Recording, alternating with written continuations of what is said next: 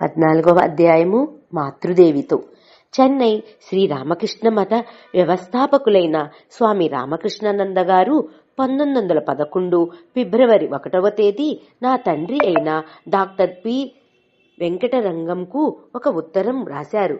కర్ణాటక రాష్ట్రంలో రామకృష్ణ కేంద్రాలు వెలిసేందుకు ప్రారంభ కాలంలో పనిచేసిన వారిలో ఈయన ఒకరు. మాతృశ్రీ శారదాదేవి బెంగళూరుకు రానున్నట్లు అందుకు తగిన ఏర్పాట్లు చూడమని ఆయన రాశారు. 1911 మార్చి నెలలో మాతృదేవి బెంగళూరుకు వచ్చారు. అక్కడి రామకృష్ణ ఆశ్రమం పూజ గదిలో ఆమె బస చేయటానికి తగిన ఏర్పాట్లు చేశారు. ఒక శుక్రవారం రోజు ఆమె వేంచేసి ఆదివారం రోజు తిరిగి వెళ్లిపోయారు. భక్తులు తండోపతండాలుగా వచ్చారు. మా అమ్మ మేము వెళ్ళాము. మా అమ్మకు వంగ భాష తెలియదు, మాతృదేవికి తమిళం తెలియదు. అయినా ఇద్దరు చాలాసేపు మాట్లాడుకోవడం నాకు బాగా జ్ఞాపకం ఉంది. అప్పుడప్పుడు వారు నవ్వుకున్నారు కూడా. ఇద్దరు ఒకరినొకరు అర్థం చేసుకున్నారు. భాష అడ్డంకి కాలేదు. ఇలాంటి ఒక సందర్భంలోనే మా నాన్న నన్ను నా సోదరిని మాతృదేవి సేవకు అర్పిస్తున్నట్లు విన్నవించారు. అందుకు మాతృదేవి మేము చాలా చిన్నపిల్లలమని, పెరిగి పెద్దవారైన తర్వాత తమ వద్దకు రావచ్చని చెప్పారు. అప్పుడు నాకు 13-14 వయసు. 1917 అక్టోబర్ 13వ తేదీ మేము మాతృదేవి సేవ కోసం వారి వద్దకు వెళ్ళాము. మా అత్త కుమార్తె రాజగోపాల నాయుడు మాతో పాటు వచ్చారు. మేము కలకత్తాకు వెళ్ళినప్పుడు మాతృదేవి అక్కడ లేరు, జైరాంబాటికి వెళ్ళున్నారు. మాకు చాలా నిరాశ కలిగింది. మాతృదేవి తిరిగి రావడానికి 3-4 నెలలు పట్టింది. అది కూడా ఒక రకంగా మంచిదే అయింది. ఎందుకంటే ఆ వ్యవధిలో మేము కొంతవరకు వంగ భాష నేర్చుకున్నాము కనుక మాతృదేవితో చక్కగా మాట్లాడగలిగాము. మాతృదేవిని దర్శించినప్పుడు ఆమె పలికిన మొట్టమొదటి మాటలే మమ్మల్ని ఆనందంలో ముంచెత్తి వేశాయి. పిల్లల్లారా, మీ రాక కోసం జైరాంబాటిలో వేచి ఉన్నాను. మీరు రాకపోవడంతో నేనే వచ్చేశాను. ఎంతటి మాతృభావం ఉప్పొంగే మాటలివి. మేము శ్రీ శారదా మాతృమందిరంలో ఉంటున్నాము. అక్కడికి ఉద్బోధన్ చాలా దగ్గర. మేము ఉన్న చోటు నుండి అక్కడి స్త్రీలతో పాటు వచ్చి మాతృదేవిని దర్శించుకునేవారం. వారికి కొన్ని సేవలు చేసేవారం. ఉదయం 9 గంటలకు మాతృదేవి స్నానానికి మునుపు వారి తలకు శరీరానికి నూనె రాసే భాగ్యం నాకు కలిగింది. తలకు నూనె మర్దించేటప్పుడు తెల్ల వెంట్రుకలు కొన్ని రాలిపోయేవి. నేను వాటిని సేకరించి చీరి కొంగులో ముడివేసుకునేదాలను. ఒకరోజు అది మాతృదేవి చూశారు. నవ్వుతూనే, ఎన్నో వెంట్రుకలు ఎప్పుడో రాలిపోయాయి. నీకింత ఇష్టమని ముందుగా తెలుసుంటే వాటినన్నింటినీ సేకరించి నీకు ఇచ్చేదానినే అన్నారు. ఒకరోజు సాయంత్రం 7 గంటలకు మాతృదేవి నుండి పిలుపు వచ్చింది. తమ సమక్షంలో తమిళంలో మాట్లాడమని మాతృదేవి మాతో అన్నారు. తమిళంలో పాటలు కూడా పాడమన్నారు. వాటిని విని ఎంతో ఆనందించారు ఆమె. ఒకరోజు వారిని దర్శించి తిరిగి వచ్చేటప్పుడు మాతృదేవి కూడా కాస్త దూరం మాతో వచ్చారు. రాధు కోసం కొద్దిగా చారు చేసి తీసుకురమ్మన్నారు. మేము అట్లే చేసి తెచ్చాము. ఒకసారి బియ్యం అప్పడాలు చేసేవమన్నారు. మేము కూడా బెంగళూరుకు ఉత్తరం రాశాం. మా నాన్న రైల్వే పార్సిల్ ద్వారా వాటిని పంపారు. మాతృదేవి కూడా వాటిని తిని ఉండేవారు. కాని ఏం చేయడం, మాతృదేవితో పాటు ఉంటున్న ఇతర స్త్రీలు దానిని వారించారు. రైలు ద్వారా వచ్చిన ఒక పదార్థాన్ని ఆచారం పాటిస్తున్న స్త్రీలు తినరాదట.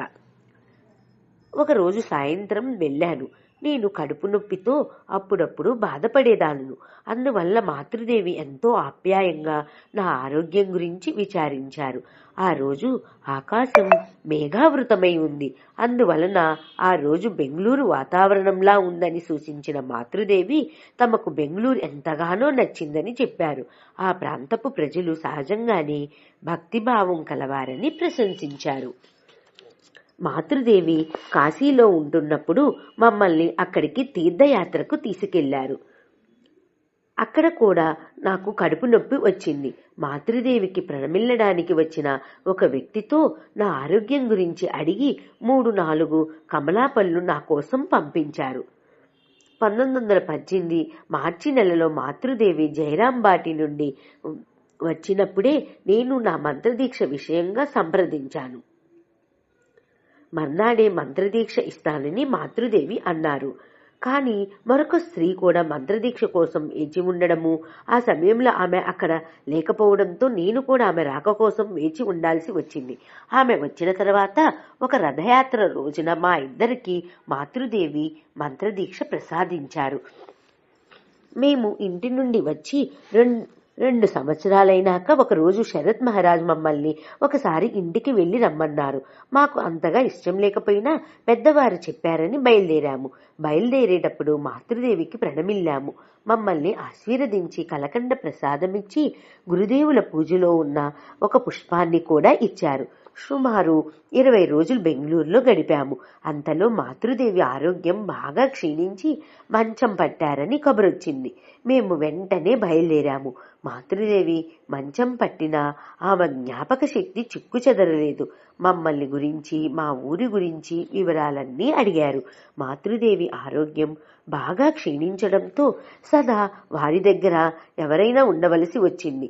సరళాదేవి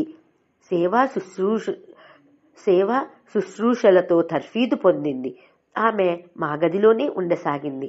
మాతృదేవి సేవా శుశ్రూషలన్నీ ఆమె చూసుకున్నారు.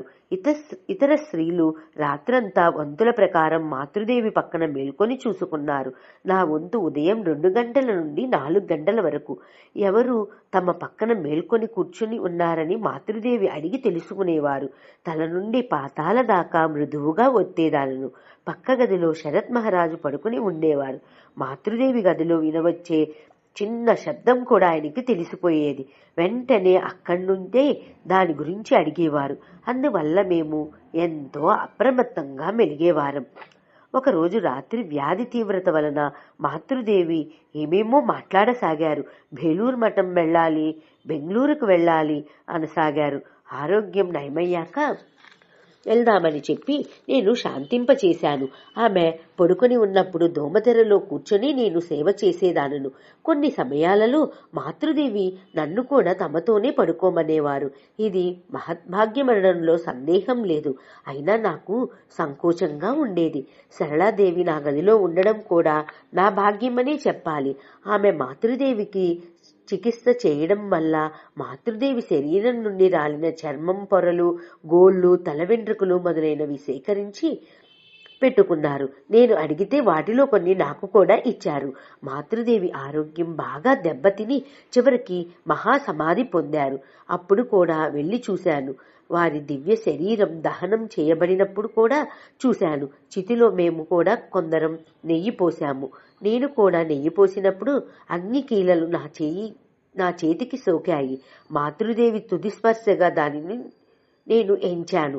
అది దీర్ఘకాలం నా స్మృతిపదంలో నిలిచిపోయింది. మహాసమాధి తర్వాత నిర్దేశింపబడిన రోజులలో ఒక పూట మాత్రం ఆహారం తీసుకుంటూ వ్రతం అనుష్ఠించాము. ఇలా మాతృదేవితో బాహ్య సంసర్గం ముగింపునకు వచ్చింది. 15వ అధ్యాయం ఎల్లలెరుగని మాతృదేవి అనుగ్రహం. 1914 సెప్టెంబర్ 19వ తేదీ శనివారం అమావాస్య. ఆ రోజే మొట్టమొదటిసారి మాతృదేవిని దర్శించే భాగ్యం కలిగింది. క్రితం రోజు మధ్యాహ్నం నేను, నా తమ్ముడు దామోదరము ఉంటున్న గదికి స్వామి నిర్మలానంద వచ్చి మాతృదేవిని దర్శించుకోవడానికి రేపు మంచి రోజు, ఉదయం స్నానం చేసి ఏమీ తినకుండా వెళ్దాం, కొన్ని పువ్వులు తీసుకోండి, బ్రహ్మచారి గోవిందజీ మీతో వస్తాడు, మీ మధ్యాహ్న భోజనం అక్కడే చేసి దక్షిణేశ్వరం వెళ్లి చీకటి పడే లోపల తిరిగి వచ్చేసేయండి అన్నారు. మేము కూడా అలాగే తయారుగా ఉన్నాము. గోవిందజీ రాగానే బయలుదేరాము. ఉద్బోధన సమీపించిన వెంటనే గోవిందజీ దాని ద్వారానికి ఎదురుగా రోడ్డు మీదనే సాష్టాంగంగా నమస్కరించారు. ఆయన భక్తికి ఆశ్చర్యపడి మేము కూడా అట్లే చేశాము. లోపలికి వెళ్లి మొదట కుడివైపు గదిలో కూర్చొని ఉన్న స్వామి శారదానంద గారిని దర్శించి ప్రణమిల్లాము. ఆయనతో కొంతసేపు మాట్లాడిన తరువాత ఉద్బోధన్ కార్యాలయ మేనేజర్ స్వామిని చూశాము. ఆయన మాతో కూర్చోండి, మాతృదేవి పూజ ముగించుకున్న తర్వాత వారిని దర్శించుకోవచ్చు అన్నారు. మేము వేచి ఉన్నాము. 9 గంటలకు పూజ ముగిసింది. మమ్మల్ని పిలిచారు. మొట్టమొదట నన్ను పిలిచారు. నేను లోపలికి వెళ్లిన వెంటనే గురుదేవుల ఛాయాచిత్రం నా కళ్ళబడింది. ఆయనకు ప్రణమిల్లి తర్వాత మాతృదేవికి ప్రణమిల్లాను. తమ పక్కన నన్ను కూర్చోమన్నారు మాతృదేవి. మొదట గురుదేవులను పూజించి తర్వాత నాకు తీర్థం ఇచ్చారు మాతృదేవి. దానిని సేవించవచ్చునని నాకు తెలియదు. మా నాన్న శ్రాద్ధ సమయంలో ఇచ్చిన తీర్థాన్ని తలపై చల్లుకొని కళ్ళకు ఒత్తుకున్నాను. అట్లే ఇప్పుడు కూడా చేశాను. ఆ తర్వాత మాతృదేవి తన పక్కన ఉన్న పాత్ర నుండి కొద్దిగా తీర్థం తీసుకొని సేవించమన్నారు. 1-2 దూర్వాగ్రాసాలు కలిపి కట్టబడి అదే ఉద్ధరణలాగా ఉపయోగించబడింది. ఎన్నిసార్లు దాంతో తీర్థం తీసినా 1-2 చుక్కల తీర్థమే వచ్చింది. దానినే సేవించాను. తర్వాత మాతృదేవి గురుదేవుల పవిత్ర నామాన్ని నాకు ప్రసాదించారు. వేళ్లతో జపం ఎలా లెక్కించాలో నాకు 3 సార్లు చేసి చూపించారు. తర్వాత కాళీ మంత్రాన్ని కూడా ఉపదేశించి జపించమన్నారు. దీక్ష కాగానే దక్షిణ ఇవ్వమని అడిగారు మాతృదేవి. పంచెలో ముడివేసి ఉంచుకున్న డబ్బు బయటికి తీశాను. డబ్బును తాకలేని పరిత్యాగమూర్తులైన శ్రీరామకృష్ణ పరహంస ధర్మపత్ని కదా వీరు. వీరి చేతుల్లో డబ్బు ఇవ్వడం ఉచితంగా ఉంటుందా అని ఆలోచించి ఆ డబ్బును మాతృదేవి కుడికాలుకు సమీపంలో ఉంచాను. నా ఆలోచన గ్రహించిన మాతృదేవి మృదువుగా నవ్వుతూ ఆ డబ్బును తీసి మరొక చోట ఉంచారు. దాంతో నా దక్షిణను స్వీకరించినట్లు సూచించారు. మాతృదేవి సమక్షంలో సాష్టాంగంగా నమస్కరించాను. అమ్మా, దయచేసి మీ పాదపద్మాలను చాపితే వాటిని నా శిరస్సుపై ఉంచుకొని ధన్యుడనవుతాను అని తలచాను. నేను మనస్సులో ప్రార్థించింది అలాగే నెరవేర్చారు మాతృదేవి. వారు తమ పాదపద్మాలను జాపినప్పుడు వాటిని నా శిరస్సున ధరించి ధన్యుణ్ణయ్యాను. మాతృదేవికి సాష్టాంగపడి, అమ్మా, నాకు భక్తి పరిశుద్ధత అనుగ్రహించండి అని ప్రార్థించాను. మాతృదేవిని ఏం అడగాలి అంటూ పరిపరి విధాలా ఆలోచించి తరువాత వీటి కోసమే ప్రార్థించాలని క్రితం రోజే గట్టిగా తీర్మానించుకున్నాను. నేను కోరింది శ్రీ గురుమహారాజ్ తీర్మానించుకున్నాను. నేను ప్రార్థించిన వెంటనే మాతృదేవి ఒక పువ్వు తీసి నా తల మీద ఉంచి, నువ్వు కోరింది శ్రీ గురుమహారాజ్ ప్రసాదిస్తారు అన్నారు. మాతృదేవి అనురాగపూరిత పలుకులు నా మనస్సుకు ఎంతో ఆహ్లాదాన్నిచ్చాయి. ఆ పువ్వును నా వద్దనే ఉంచుకొని ప్రతిరోజు కాస్తగా 2-3 రోజులలో తినేశాను. తర్వాత కొంతసేపు జపం చేయమని చెప్పారు మాతృదేవి. నేను మైమరిచి మంత్రాన్ని బిగ్గరగా ఉచ్చరిస్తూ జపం మొదలుపెట్టాను. మాతృదేవి తమ వ్రేళ్లను పెదాల మీద ఉంచి సైగ చేస్తూ మెల్లమెల్లగా జపం చెయ్యి అన్నారు. ఆమె చెప్పినట్లు చేశాను. తర్వాత మాతృదేవికి ప్రణమిల్లాను. ఇక నువ్వు బయటికి వెళ్లి నీ తమ్ముణ్ణి పంపించు అన్నారు. నేను వెళ్లి నా తమ్ముణ్ణి పంపించాను. నా తమ్ముడు కూడా తిరిగి వచ్చిన తర్వాత మేనేజర్ స్వామి గదిలో కూర్చొని కొంతసేపు జపం చేశాము.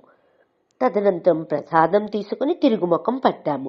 ఒకరోజు సాయంత్రం నేను, నా తమ్ముడు ఇంకా కొందరు భక్తులు కలిసి మాతృదేవి దర్శనానికి వెళ్ళాము.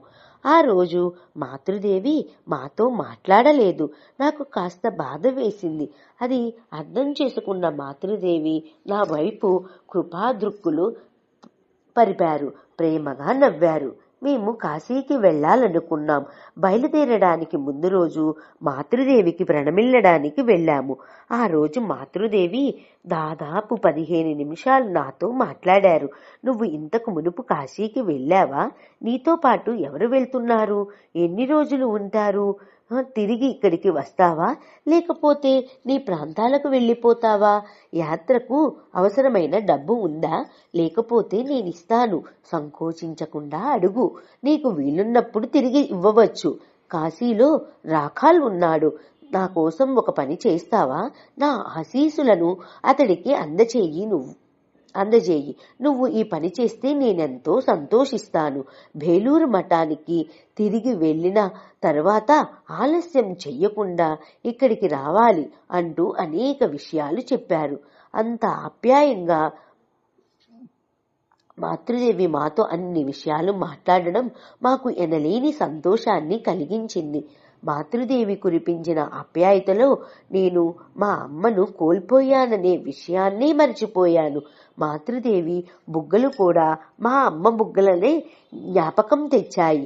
ప్రతి తల్లి మాతృదేవిలా ఆప్యాయతానురాగాలు చూపితే ఈ లోకమే ఒక ఆనంద బృందావనంగా మారిపోతుంది కదా. కాశీకి వెళ్లి బ్రహ్మానంద స్వామి గారికి మాతృదేవి ఆశీస్సులను తెలియజేసినప్పుడు ఆయన వాటిని స్వీకరించినట్లు వినమ్రతతో తల వంచారు. తర్వాత నువ్వు మాతృదేవిని కలిసినప్పుడు వారి ఆశీస్సులను పొంది నేను ధన్యుడనైనానని తెలియజేయి. నా కోసం మాతృదేవి పాదపద్మాలకు సాష్టాంగ ప్రణామం కూడా చేయాలి అన్నారు. మాతృదేవి కృపాకటాక్షం వలన బ్రహ్మానంద స్వామి ఆనతిని నేను నెరవేర్చగలిగాను. మాతృదేవి నుండి ఒక రుద్రాక్షమాలను తీసుకోవాలని వెళ్ళాను. అప్పుడు మాతృదేవి ఒంటరిగా ఉన్నారు. నేను అడిగిన వెంటనే ఒక మాల ఇచ్చారు. దానిని తీసుకొని నేను మలయాళంలో, అమ్మ, ఈ మాలను మీరు మెడలో ధరించి ఇవ్వాలి అన్నాను. మాతృదేవి వెంటనే తమ తల వంచారు. నేను మాతృదేవి మెడలో రుద్రాక్షమాలను వేశాను. తర్వాత వారు దానిని తీయడానికి ప్రయత్నించినప్పుడు నేను మళ్ళీ మలయాళంలో మరికొంతసేపు అది మీ మెడలోనే ఉంచండమ్మా అన్నాను. ఆ ప్రార్థనను కూడా మన్నించారు మాతృదేవి. అప్పుడు నా తమ్ముడు జపం చేయడం గురించి అడిగారు. అందుకు వివరంగా బదులు చెప్పేదాకా మాతృదేవి మెడలో ఆ రుద్రాక్షమాల అలాగే ఉంది. ఆ తర్వాత రుద్రాక్షమాలను తీసి మాతృదేవి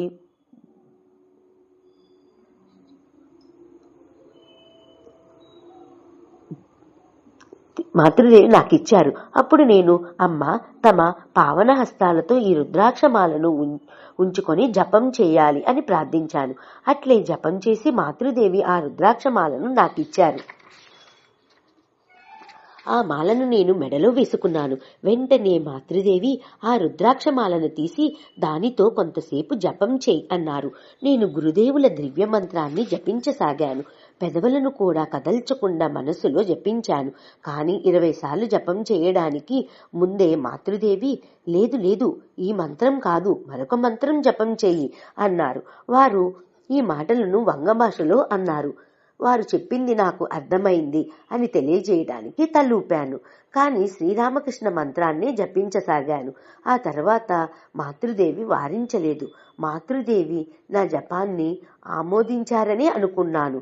ఆ శ్రీరామకృష్ణ మంత్రాన్ని ఒక మాల జపం చేసిన తర్వాత మాతృదేవి చెప్పించినట్లు బీజమంత్రంతో పాటు జపించాను. తరువాత మాతృదేవికి ప్రణమిల్లాను. వారు నన్ను ఆశీర్వదిస్తున్నట్లు నా మనస్సు చెప్పింది. మనం ఏమీ చెప్పకుండానే అన్నింటినీ గ్రహించే సర్వశక్తి మంత్రాలు మాతృదేవి అని నేను తెలుసుకున్నాను. మంత్రదీక్ష రోజు మాతృదేవి నాకిచ్చిన తీర్థం తాగకపోవడం పెద్ద లోటుగా నా మనస్సును బాధ పెడుతోంది. నేను ఎంత దురదృష్టవంతుణ్ణి అనే ఆలోచన పదే పదే నన్ను కలతపెట్టసాగింది. మాతృదేవి పాదతీర్థమే యాచిస్తే ఏం అనే ఆలోచన మాతృదేవి కృపా వలన నాకు కలిగింది. ఆ ప్రార్థనను మాత్రం మాతృదేవి స్వీకరిస్తే నా మనసులోని బాధ ఉపశమిస్తుంది. పలువురు భక్తులకు ఆ తీర్థాన్ని ప్రసాదంగా పంచిపెట్టి వారిని కూడా తరింపచేయవచ్చు కదా అనిపించింది. గంగానది నుండి నీళ్లు తెచ్చాను. ఆ నీళ్లను చక్కగా వడకట్టి పరిశుద్ధంగా ఉండేటట్లు జాగ్రత్త తీసుకున్నాను. ఆ నీటిని ఒక పాత్రలో నింపుకొని తిన్నగా ఉద్బోధన్ వెళ్ళాను. మేనేజర్ స్వామిని కలిసి పెద్ద కంచం ఒకటి కావాలి, ఎందుకు కావాలో తర్వాత చెప్తాను అన్నారు.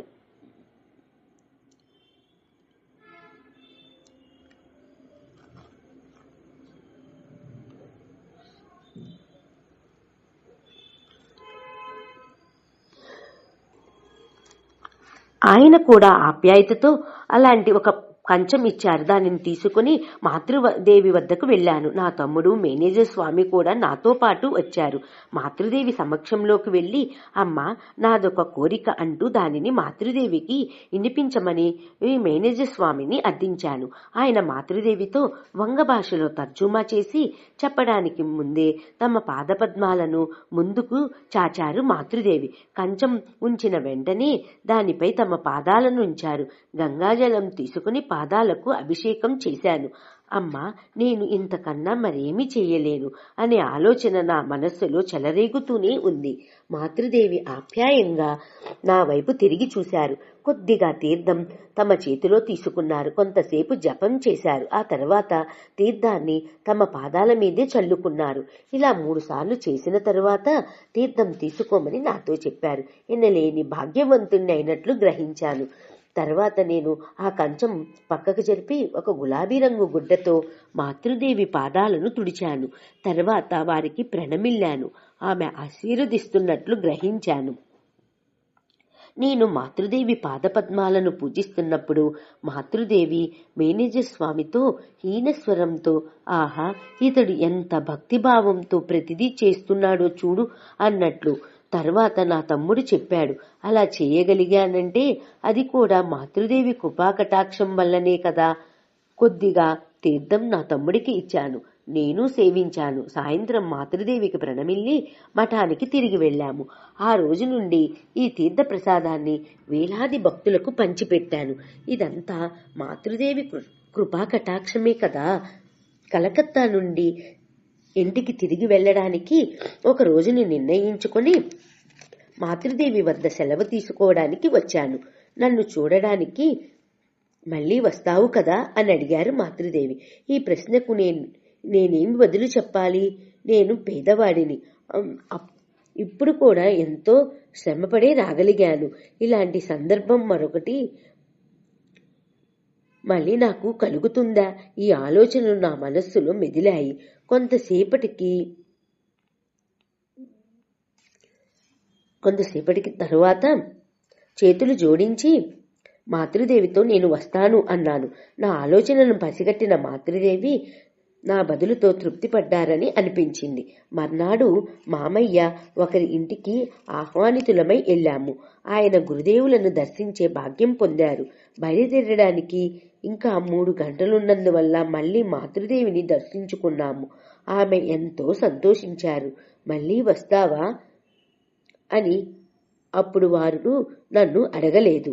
కొన్ని సంవత్సరాలు గడిచిపోయాయి. రాస్బిహారీ మహారాజుకు కొంత డబ్బు పంపించి కలకండ కొని మాతృదేవి పవిత్ర హస్తాలతో దానిని గురుదేవులకు నివేదన చేసి కొద్దిగా ప్రసాదాన్ని నాకు పంపించమనే చెప్పాలనే ఆలోచన నాకు కలిగింది.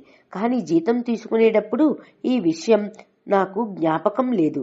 ఇలా 6 నెలలు గడిచిపోయాయి. హఠాత్తుగా ఒక మంచి రోజు మాతృదేవి పూజ ముగించుకొని నేను బయటకు వచ్చాను. అప్పుడు 2 ఉత్తరాలు వచ్చాయి. ఒక ఉత్తరం శ్రీ విశుద్ధానంద స్వామి వారిదని ఆ చేతి వ్రతను బట్టి కనుగొన్నాను. 2వ ఉత్తరం విప్పి చూస్తే అది ఒక చిన్న పొట్లం. దాని మీద మాతృదేవి ప్రసాదం అని రాసి ఉంది. ఇప్పు చూస్తే కలకండ ప్రసాదం. నేను అనుకున్నాను, మాతృదేవి పంపించేశారు. నా ఆశ్చర్యానందాలు ఎల్లలు దాటాయి.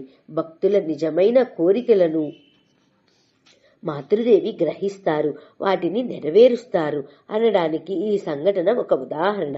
మాతృదేవి అనుగ్రహానికి ఎల్లలు లేవు.